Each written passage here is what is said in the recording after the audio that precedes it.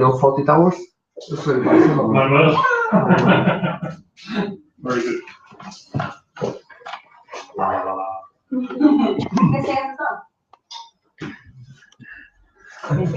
Okay, we are live. Hello. I'm here at plus 10 You tonight. don't have it? Is Steve from Suffolk Bioscience here in Cork City. Welcome everybody. So, one 50 lucre cash. Chances are you're in business, you spend a lot of your day thinking about my cash flow. Where's it going to come from? Where's it going? How can I reduce my spending? How can I get better value? So, if you are a startup, you're involved in technology, you're going to be conducting or using research and development. To do this, you're going to need funding. Now, this is either going to come from your savings, you're going to be running on debt of some kind, loans from friends and family. Maybe you can get some venture funding. But if you can get some government money, equity free, non-diluting, isn't that awesome? So, where am I going to get this? Your local enterprise offices should be one of your first stops. Secondly, Enterprise Ireland. Now, one of the most accessible sources of funding from Enterprise Ireland is the Innovation Voucher Programme. This programme allows you to access small sums of money which can be used at any one of 28 Republic of Ireland and 10 Northern Ireland knowledge providers.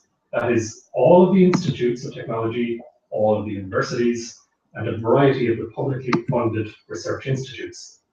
Everything from down here in Cork, CIT, Tyndall, the APC, UCC, Teagasc Moore Park, all quite accessible to you. So, how do I access it? You go to the Enterprise Ireland website, you look up the Innovation Voucher Programme, take a look through the application process. What you are going to need, you need to be an Irish limited company. You need to be a small or medium enterprise. Their categories for this mean you have to be under 250 people and turning over less than 50 million euros. Now, if you're looking for an innovation voucher, the chances are you probably fit into that category. The innovation voucher, what that gives you is 5,000 euros of an exchangeable voucher, which you can take along to a knowledge provider in any of those categories and exchange it for R&D work on your behalf in any of a number of categories. So, how accessible is it? Well, you don't even have to be pre-registered as a client of Enterprise Ireland to get at this. You can just go on, apply immediately. You need your company number, you need to be essentially clear with the taxman, no outstanding issues with them. So tax clearance, limited company, SME. Go online, apply. Now, there are several different categories. The first category, the standard innovation voucher, is 5,000 euros plus VAT. That will be charged at the end by the knowledge provider. Then there is a 50-50 co-funded voucher. What that is 5,000 euros from you, and the government will match that with another 5,000 euros via Enterprise Ireland, for a total of 10,000 euro plus VAT to spend with your knowledge provider of choice. There is also a Horizon 2020 pilot program under the innovation voucher as well, but that's currently under review. So, what you will do is basically come up with a research project specifying what question you need, what form of knowledge transfer, what kind of project that you require that will be of specific benefit. And you'll have to outline how this will help your business. There are certain prohibitions, things that you cannot use it for. You can't essentially use it for certain forms of legal consultation, and certain forms of market research are prohibited as well. But all this is explained in the application process. The voucher then is valid for 12 months. You can choose whether or not to specify who you want to spend it with. If you've already identified a research group, a professor, or a particular researcher that you want to work on this project with, that's superb, but you don't have to. You can apply, describe what you want, send in the application, to approve or not. You have 12 months then to go to them, use it, and recoup the voucher. You can only have one of them at a time, but immediately when the first one is used, you can send in an application for a second. So you can have a maximum of 3 of them in total over the years, 2 of them from the standard innovation voucher program and 1 of the co-pay programs. Now, other than this, you have a variety of other research proposal possibilities that can be funded through your local enterprise office as well, or perhaps at higher levels through Enterprise Ireland. We'll leave that for another evening. Thank you. Okay. Nancy. Do I have to stand? Yes, please. Okay. Well, I am here to talk. My name is Nancy Flores, and I'm here to talk about the differences of developing a business in a developing country or a developed country. And I've had experience with both. A little bit of my story is, well, I did a BS Bachelor in Science in Honduras, where I'm from, in biology, which is oriented in conservation and ecology. During that time, I did volunteering work in a molecular biology lab. And as I graduated, I thought that my school, biology, deserved a molecular biology lab since it didn't have one. And I started my entrepreneur career there when I actually thought and believed that something could be done. And thankfully, there's some funding in Honduras also available for these kind of projects, not company or private based, but governmental money as to develop a non-profit organization. Over there, after that, in the same time, I was doing a master's in business administration.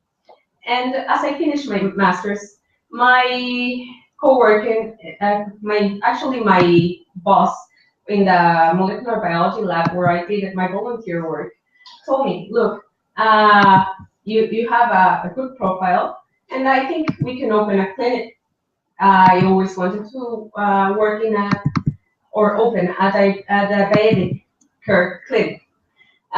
So I started this project, and this was my first experience as a business person in Honduras, a developing country. It took a lot of work because Honduras has a different culture. The things that differentiate Honduras from Ireland, first, well, I had to learn a lot of skills. First, leadership skills.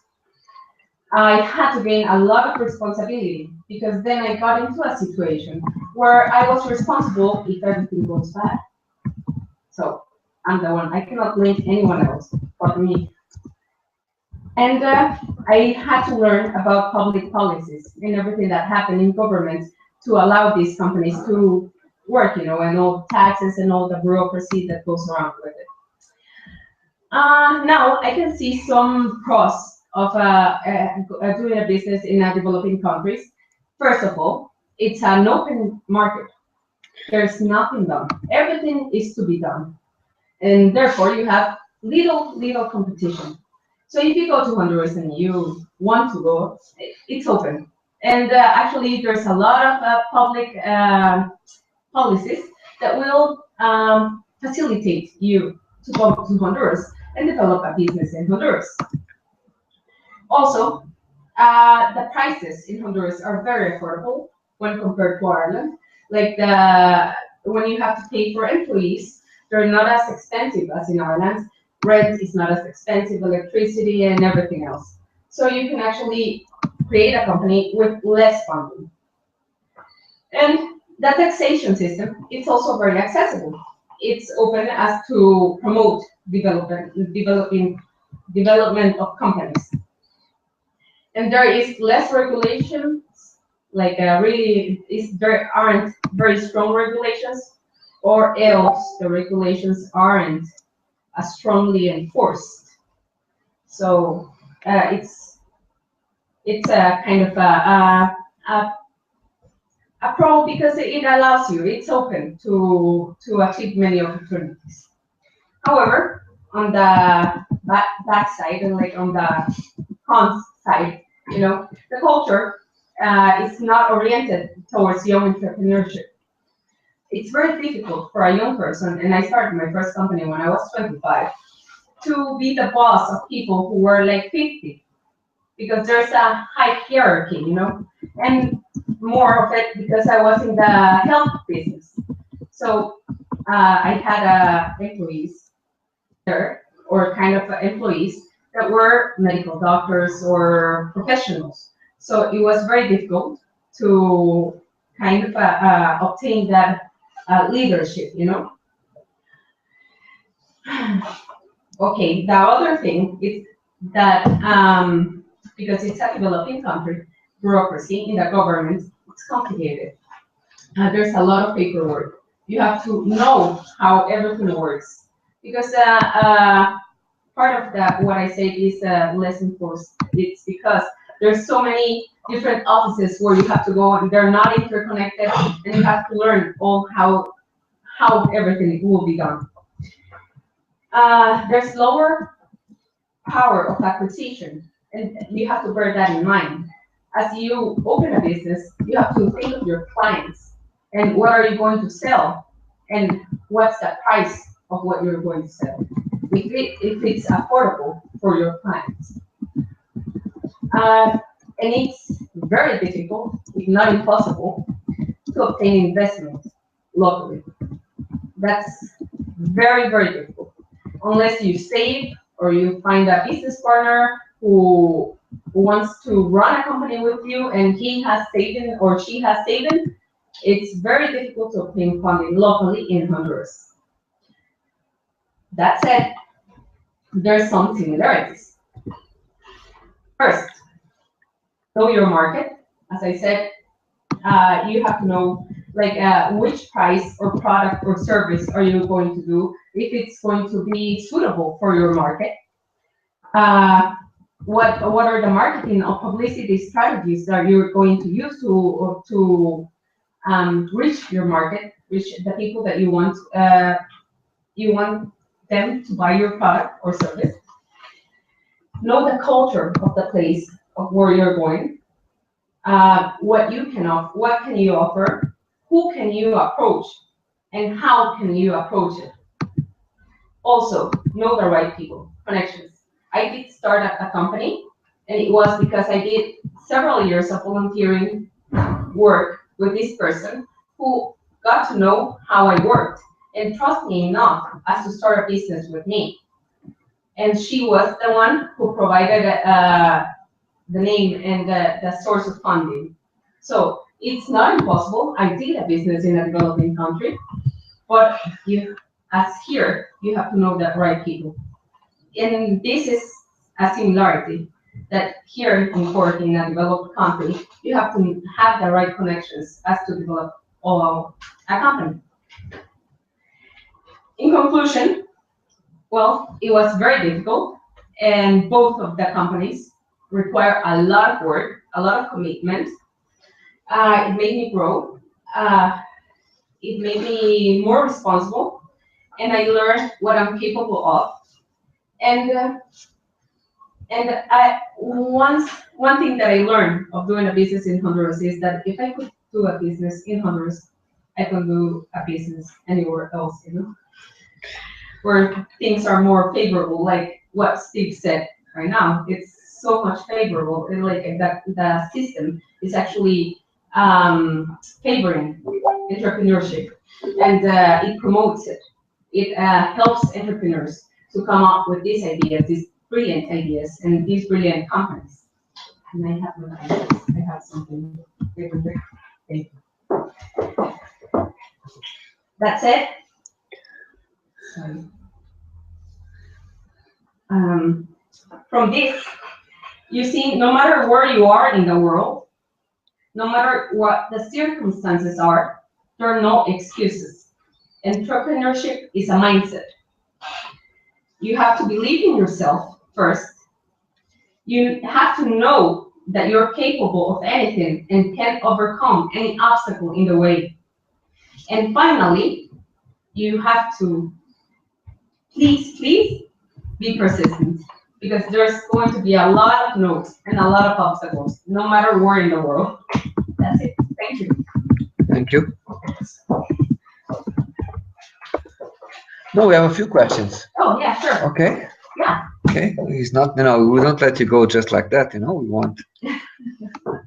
So you have to deal with a lot of bureaucracy in Honduras. Yeah. And you also have to deal with a lot of people as well. Yes. So, Mark, you were saying that it's a lot easier to do business in Ireland, and I'm saying is only in relation with paperwork, or is also about the availability of people to talk and engage with you?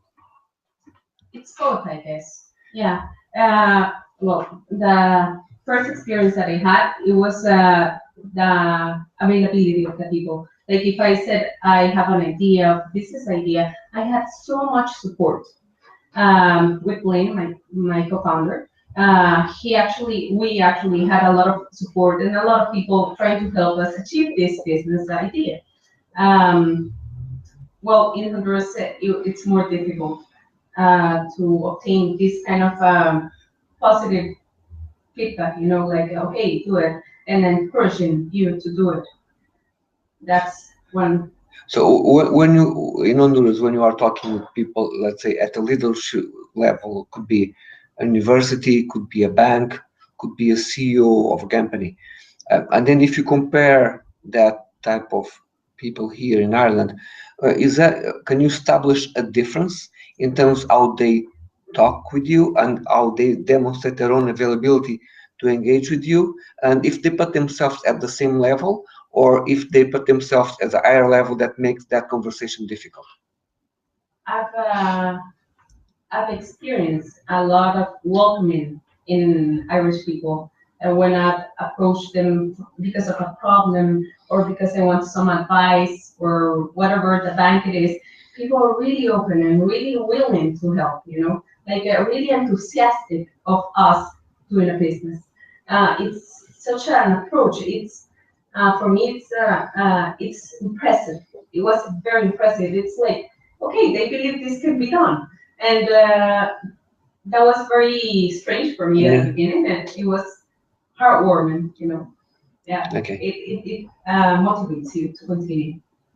So my point is, let's say we are comparing two countries, but we're not just comparing on those. We may be comparing South America with a more Anglo-Saxonic behavior that you see in UK and Ireland. So would the behavior of people in leadership, will that influence the way our country can develop itself from the perspective of supporting entrepreneurship? So when we're talking about developing an economy in Honduras, do you think that type of attitude blocks development? Exactly. Yeah, I think that I think there's some entrepreneurship, and the government does help some entrepreneurs, but there are really micro companies, as to there's some programs that help, like for example, women that are sustaining kids by themselves to have this small income company, but they don't look like far-sighted, like okay, we're going to help these people who has a brilliant idea and develop this because they are going to provide taxes and employment and everything. And the thing is that in developing countries, because the economies are so insecure and unstable, you get an education and a culture where you want safeness and security. So let me interrupt you there. So your teachers at university level, they basically evangelize you to become a public servant. Yeah, an employee. Okay, yeah. You get trained to become an employee. Okay, no. Yeah. I'm not the only one. Please. Anybody has questions?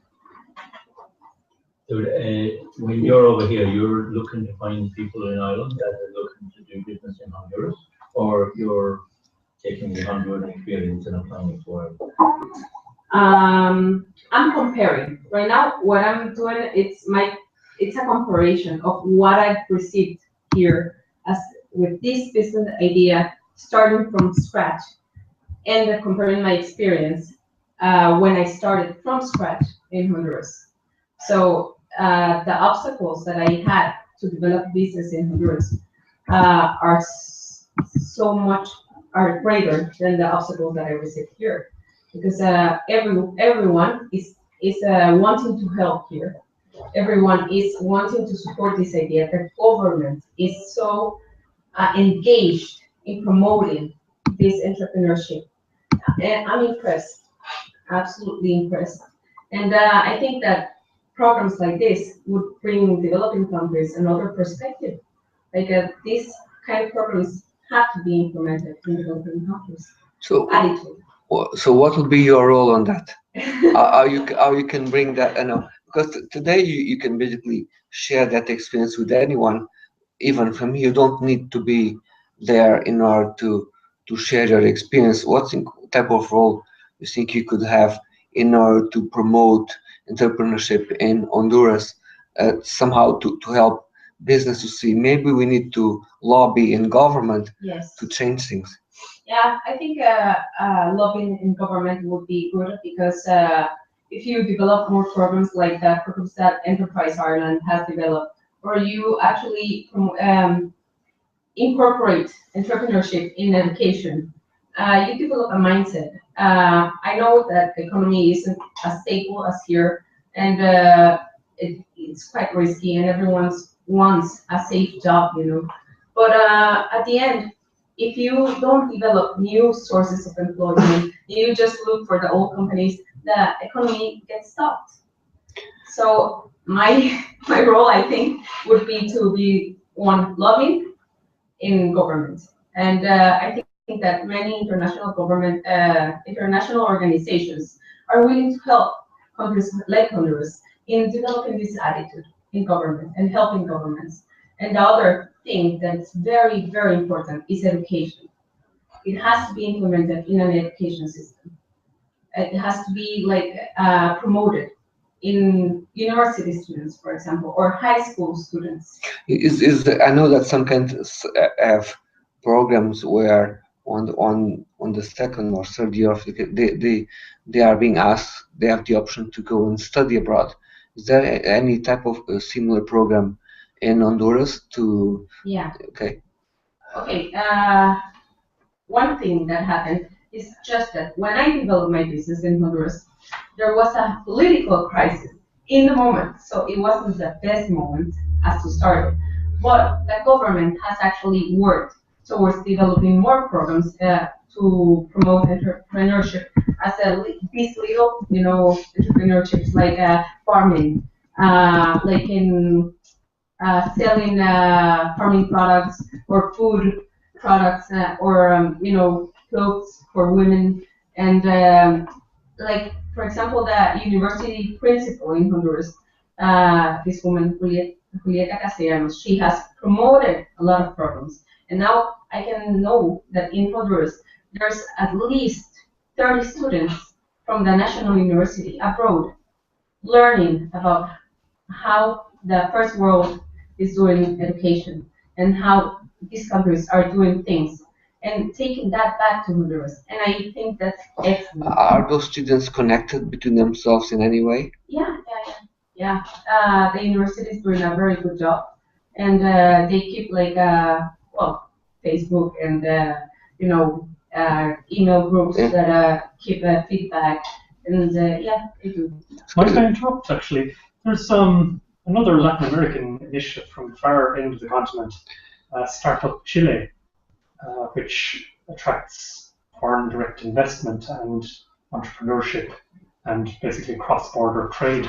Do you think something like that would work in Honduras? Yeah, actually, this president in this government, now that Honduras has stabilized a little bit after the crisis, they have a program They have a program to promote investment, but it's a program to promote international investment in Honduras.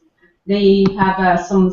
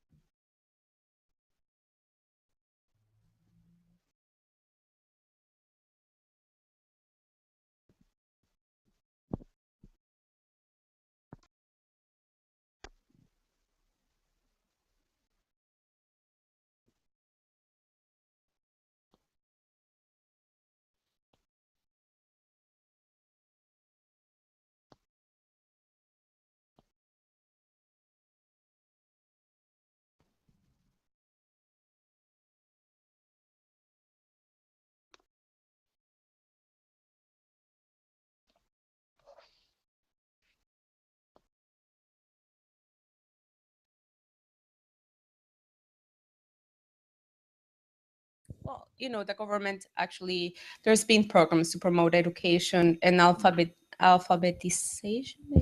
No, like learning how to write and Literacy.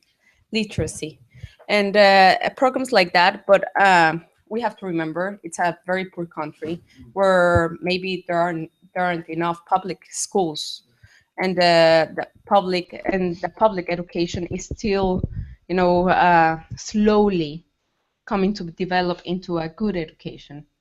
So uh, things like internet, actually, it's surprising that anyone that from a kid in sixth grade can actually use the internet, because what happens in developing countries is that because the government has a weak telecommunication system, private companies, as Claro, for example, this Carlos Slim.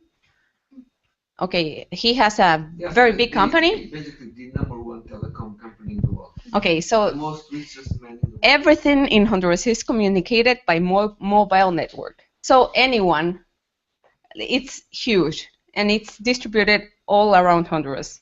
So anyone can have access to the internet via a phone, So In order to help with some of the questions, can you please describe us a little bit about the current scenario of the current economic situation in Honduras, and what is the main area of business? yeah. So in terms of GDP, what is creating more impact? Yeah. Honduras, it's a country that focuses a lot in agriculture and farming. And I think those are the main incomes in Honduras. Farming, what I can mention, we have one of the largest shrimp farms, fish farms, tilapia farms.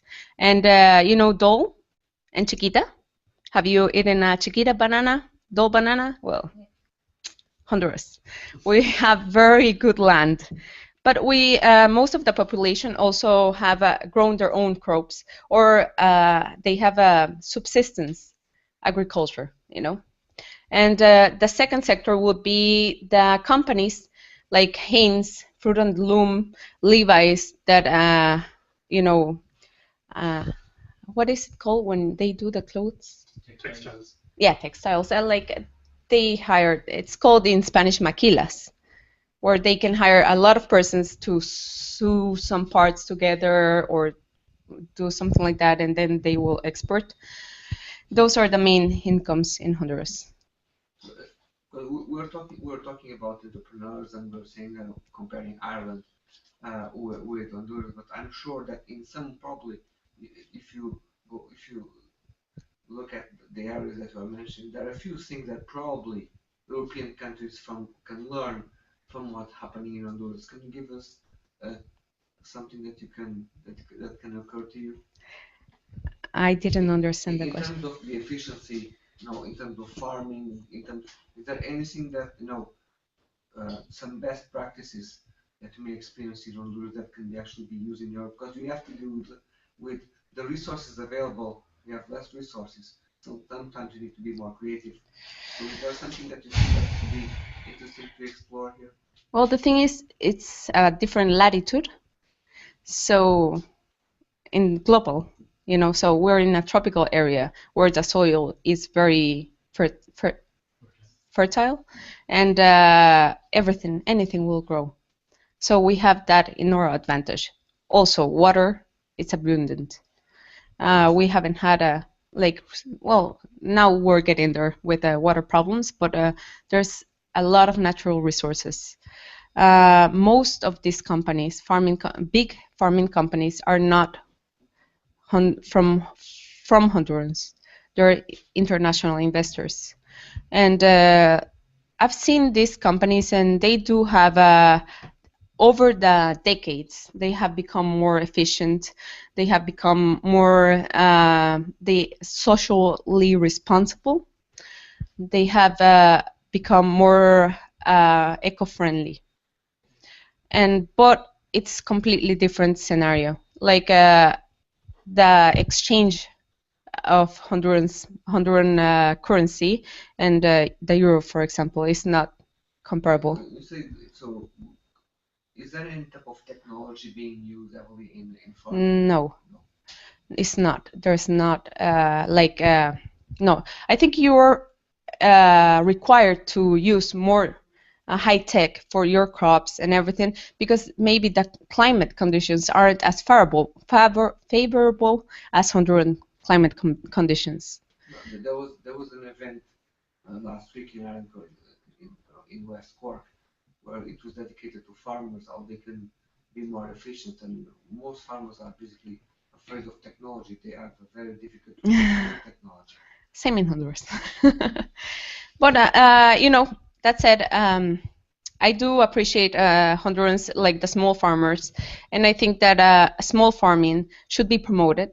It's my belief. I don't know if it's actually sustainable at the large scale, but I believe that every farmer should be able to grow their crops, and I think that that's a fountain of biodiversity, of crop biodiversity, which is something that we need to care a lot for, and I think that governments at the end and programs should promote that instead of try to demote it, like to homogenize populations of crops for more efficient crops.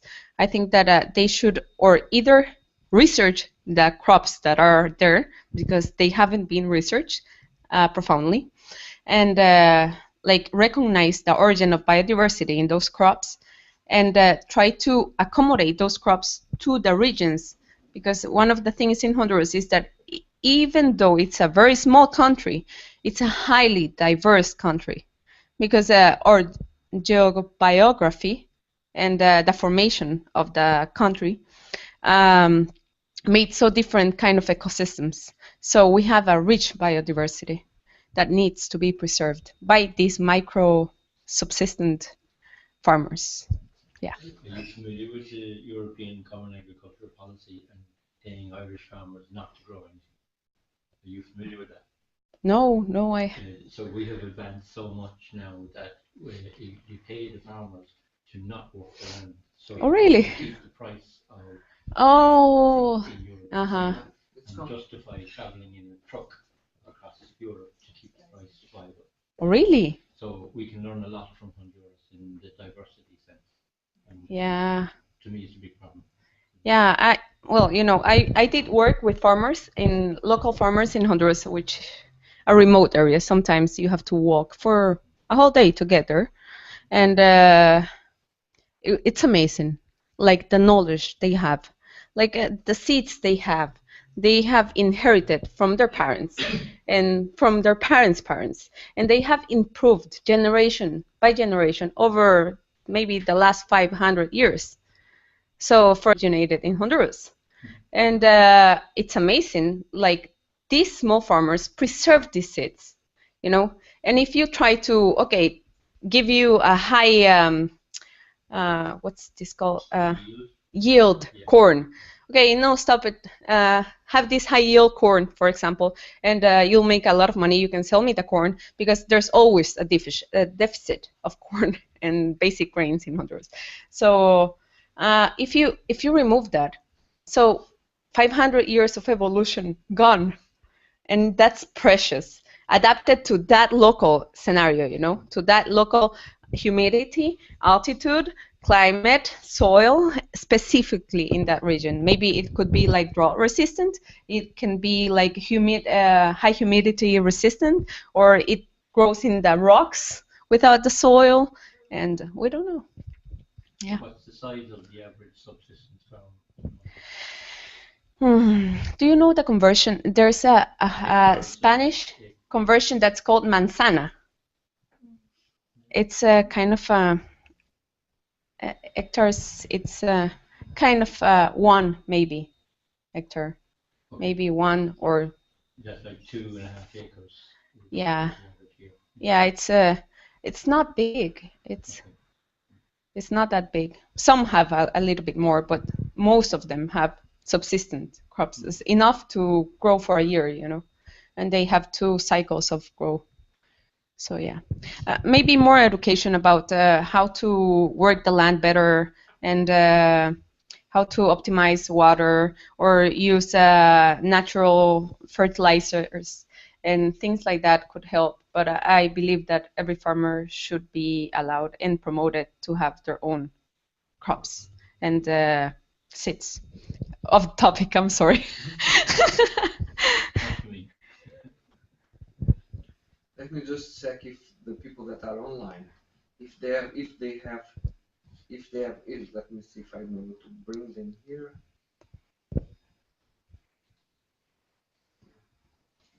They have questions. Luis, can you hear me? Just wait. Okay, do you have any question?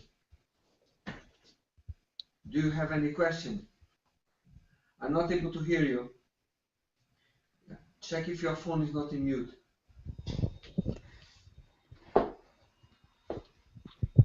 Can you Hello? write it? Yes, I can hear you now. Hello. Yes. No, You have any question? no, at the moment, no. Okay, not at all. Okay. I'm trying to figure this out. Okay. I just wanted to give you that opportunity to you, so in case you were interested in asking a question. Otherwise, I'm going to pass to Jerry because we have a few questions. So, please. Yeah. Yes. Thank you. Thanks, Itzi. We return. Okay, so I'm back. So, let's say you were talking about the voucher. So, who can actually apply for that voucher? Do I need to have a business already, or I can just go online and apply?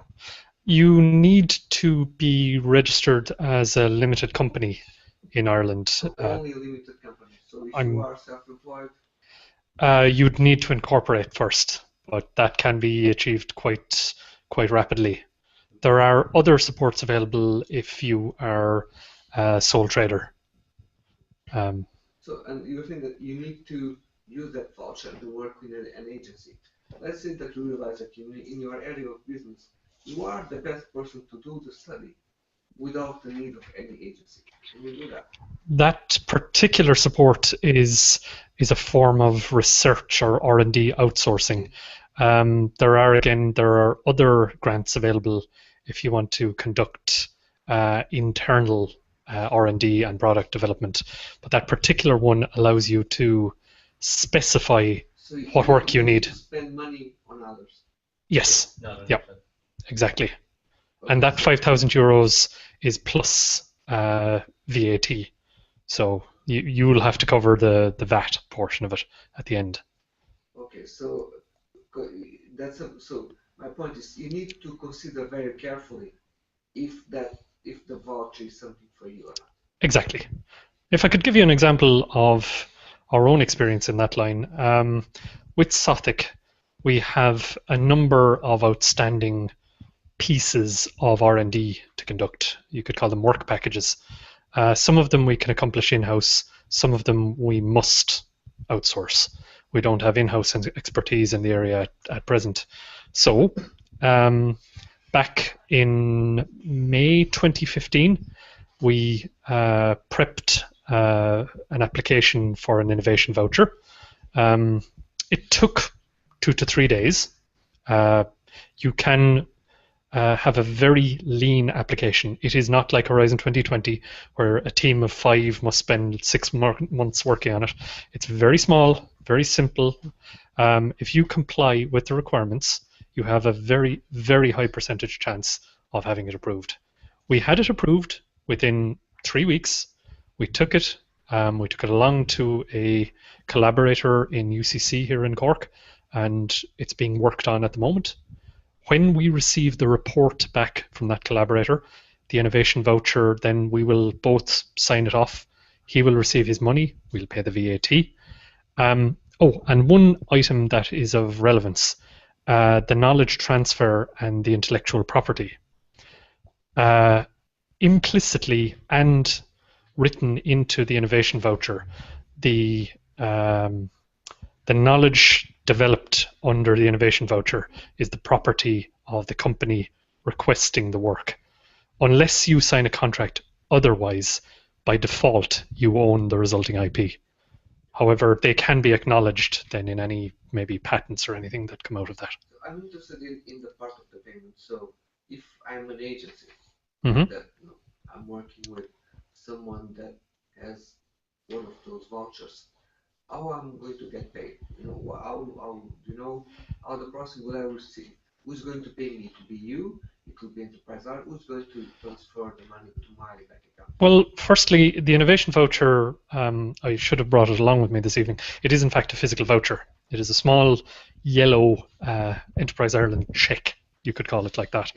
Okay. You bring that along to any one of the 38 North and South knowledge providers. You sit down, outline a program of work, and agree with them in advance exactly what the outcomes you want and the research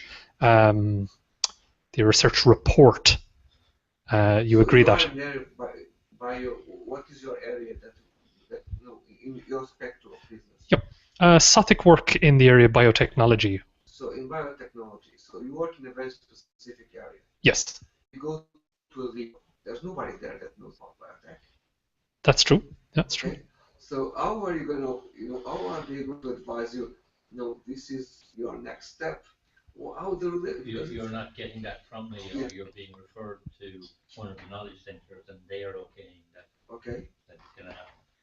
And for you to get the money, you need to be part of one of those. But I will not, it could be body language, or it could be, you were going to, when I was asking you, saw there was something there when you are your initial answer. So, okay. How is the relation when somebody from biotech or some area of technology go to places like the news? How the communication works? Is it easy to communicate? Do they understand you immediately? Do you find any barriers? Okay. Are they actually able to send you to the right place? I find they are. The local enterprise offices, I've had very little dealing with them here in Cork. However, the dealing I have has been excellent. Mostly I've been in contact with Enterprise Ireland. And what you have there is you have a local office located here in Bishopstown, out just adjacent to the CIT campus. They will have a number of people on staff on site. But if you need specialist help, they have people, development advisors, who are specialists in particular sectors of various areas of industry. In our case, they have life sciences specialists who can talk to you. Frequently, these people will have both business and they'll also be subject matter experts in the area that you're in or pretty close to it. So they can advise you of supports available from the government or at a national, a local, or maybe a European level that are appropriate. They can definitely point you in the right direction. When you speak about a specialty, they've got one cluster in Cork that are good at one thing, and one cluster in Galway that are good at another thing. Yep. And so they refer you around. Yep. So when you are in this, or when you hire with the voucher, you think that agencies may inflate the prices of their services knowing that this is a voucher coming from the government? Well, or will they charge the same if you go there without the voucher? Well, if you conceive of a piece of work, now it's going to, one way or another, the payment that's going to come from Enterprise Ireland is exactly €5,000, not 6, not 4. It is a particular sum of money.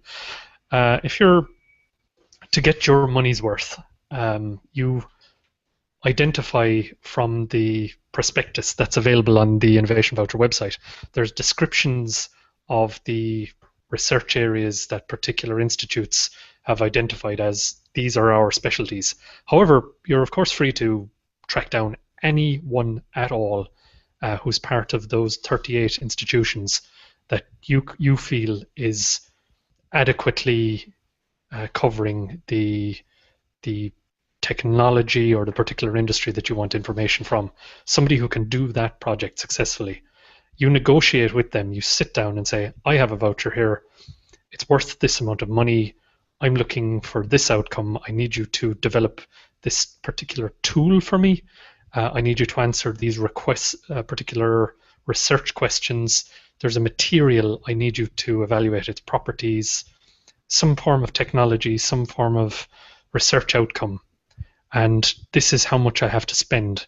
Now, if it is compartmentalized and it can be fit into like the budget of €5,000, you agree on a timescale with them and you sign off on the voucher.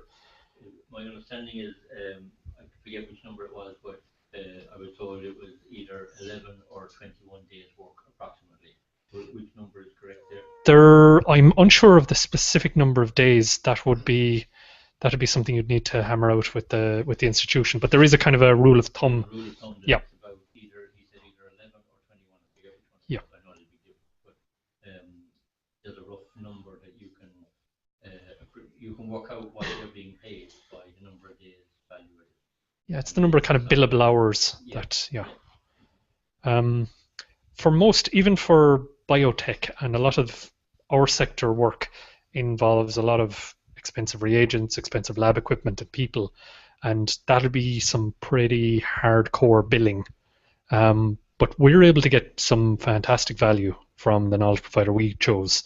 We're able to get a lot of pretty advanced techniques and tools applied to the question we wanted answered.